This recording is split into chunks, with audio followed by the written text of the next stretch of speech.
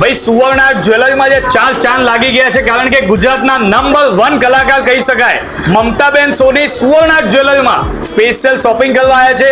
દેખાવમાં જેટલા સુંદર છે, સ્વભાવ પણ એમનો એટલો સરળ છે, તો એમનું સ્વાગત કરીશું. જોરદાર તાળીઓથી સ્વાગત કરીશું.